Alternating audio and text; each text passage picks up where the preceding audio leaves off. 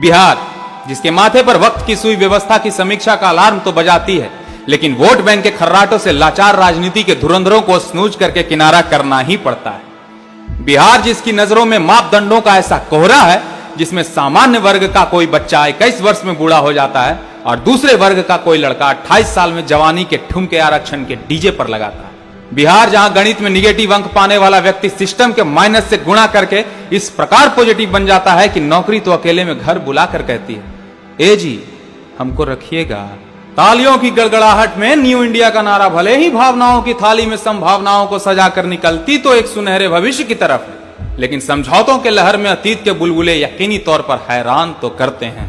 चलिए माना, अपने मूल उद्देश्य की पूर्ति के लिए आरक्षण की यह व्यवस्था संसद, प्रदेश के साथ साथ सिविल सर्विसेज जैसी संवैधानिक संस्थाओं तक तो ठीक थी, लेकिन इस व्यवस्था को टेक्निकल, मेडिकल और आर्थिक क्षेत्र के विशेष योग्यता वाले पद प्रतिष्ठानों पर थोप के अव्यवस्था की नींव योग्यता के पैमानों को शर्मसार इसीलिए करती है क्योंकि इन क्षेत्रों में योग्यता से समझौता बनारस जैसे शहरों में पुलों का गिरना या फिर सरकारी विद्यालयों में शिक्षकों को राष्ट्रपति का नाम तक ना पता होने से जाहिर होता है।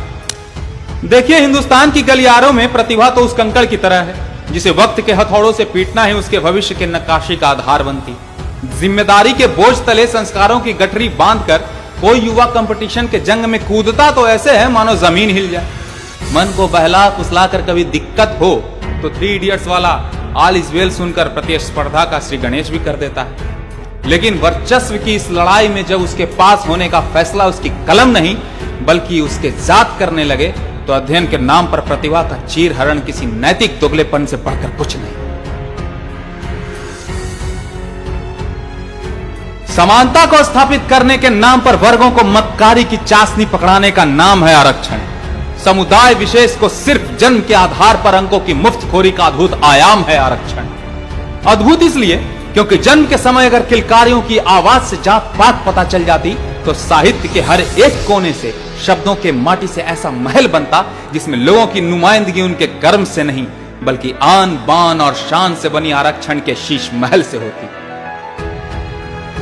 इसीलिए वक्त की यह मांग है कि बदलता हिंदुस्तान बदलाव की एक ऐसी कहानी लिखे, बदलता बिहार बदलाव की एक ऐसी कहानी लिखे जिसमें अवसरों की समानता ही भविष्य की पहली ईंट साबित हो।